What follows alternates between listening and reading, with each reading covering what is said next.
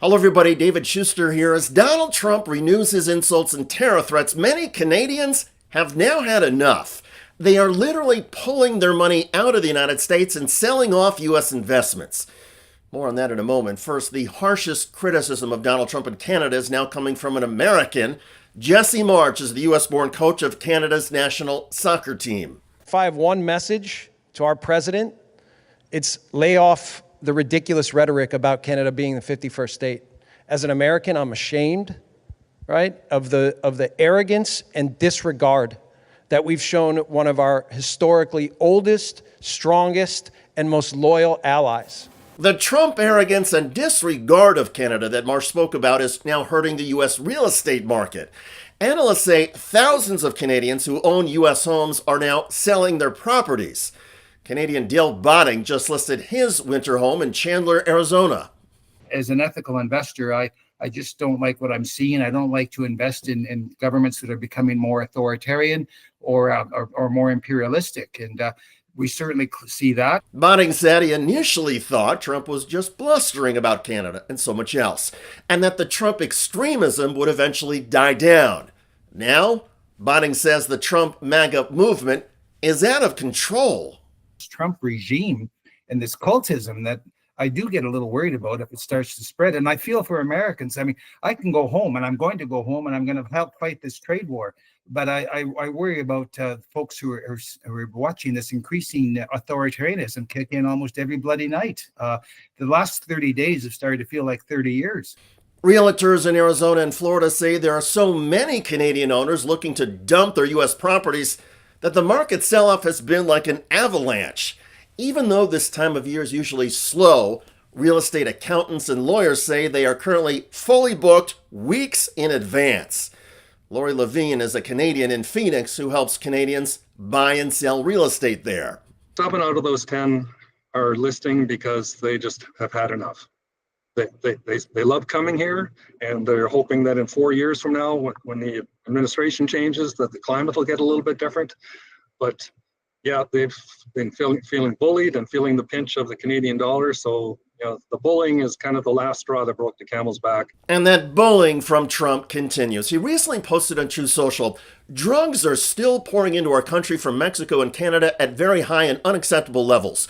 We cannot allow this scourge to continue to harm the USA, and therefore, until it stops or is seriously limited, the proposed tariffs scheduled to go into effect on March 4th will indeed go into effect as scheduled.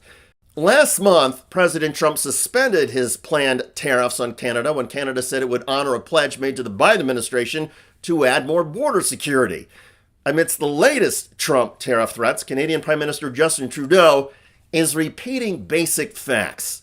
And for months now, I've been emphasizing that less than 1% of the fentanyl that arrives in the United States comes from Canada. But we know that even that 1% or less than 1% should be reduced, which is why we've invested $1.3 billion in strengthening our border capacities with Black Hawk helicopters, with drones, with 10,000 people patrolling our borders and keeping Canadians and Americans safe. And we will continue, as we are this week, with ministers and heads of agencies, including the Commissioner of the RCMP and the head of the CBSA and our fentanyl czar down in Washington to demonstrate that this is an issue that we should be working together on and that Canada is not the source of problems for the United States. As you heard, Canadian and U.S. officials are meeting in Washington to talk about the border, and there is some speculation that Donald Trump's latest tariff threats are a ploy to try and eke out more concessions from Canada in the talks. Still, if President Trump moves forward with the new tariffs on Canada next week, Prime Minister Trudeau says that Canada, once again, is ready to hit back. Like I said, if on Tuesday there are unjustified tariffs brought in on Canada, we will have an immediate and extremely strong response, as Canadians expect. While Trudeau and other Canadian lawmakers may now be used to the back and forth with Trump, the threats and counter-threats, and the Trump comments about Canadian statehood, many Canadian citizens are clearly tired of it all. In their minds, and in the minds of countless Americans, Canada should not be threatened, demeaned, and denigrated in the first place. Canada is America's #1 trading partner and closest ally. According to public data, Canadians bring more tourism and investment dollars into the United States than citizens of any other nation in the world. But those Canadian investments in America are diminishing, and it's having an impact. The glut of homes being sold by Canadians in Arizona and Florida is causing the markets there to soften. With a greater supply of homes on the market than demand, prices are dropping. And that means all homeowners in certain Florida and Arizona communities are seeing their houses get devalued. Instead of pumping up U.S. home values, Donald Trump is bringing them down. And that is just 2 months into the Trump administration. However, the Trump insults and menacing of Canada have been constant. And so, it's not just U.S. leadership decency that has disappeared this winter. A lot of Canadians are disappearing from America as well and taking their money and investments elsewhere.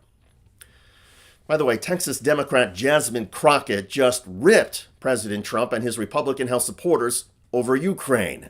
It is time for us to say, Mr. President, guess what? Russia invaded Ukraine. Can we at least agree on that one? No, this is literally potentially putting us into an international crisis. We may be heading towards the next world war because we have a president that wants to pal around with Putin and wants to do everything to make him feel good, including lying about who invaded who. Mr. Chair, I got a minute left, but I really want to yield to any of my colleagues and ask them if they will say today, very basically, that when it came down to the war in Ukraine, that it was not Ukraine that invaded Russia, it was the other way around. Is there anybody in here that has enough courage to say that Russia invaded Ukraine? You can have my time. And this is yet the problem. Do you believe when Trump would not call Putin a dictator earlier, is that a negotiating strategy, or do you think he just doesn't think he is one? Look, Trump's defenders say everything he says is a negotiating strategy, including when he says A and the next day says not A. It's all just a negotiating strategy. I think it's an indication his mind is full of mush, and he says whatever comes into it. He believes Vladimir Putin is his friend. And, you know, you don't call your friends dictators. He doesn't like Volodymyr Zelensky. He hasn't liked him since the perfect phone call of the summer of 2018. So it's no sweat off his back to go ahead and call Zelensky a dictator. This is somebody who is not fit to be president. He can't tell America's friends from its enemies. Check out that video at the link below. It generated a lot of comments on YouTube. One of the most popular is from Patty, who wrote, "So disgusted with Trump and his suck-up bullies. Love Crockett." Indeed. I look forward to reading your comments about Canadians blasting Donald Trump and selling off their U.S. investments. I'm David Shuster. Thanks for joining us.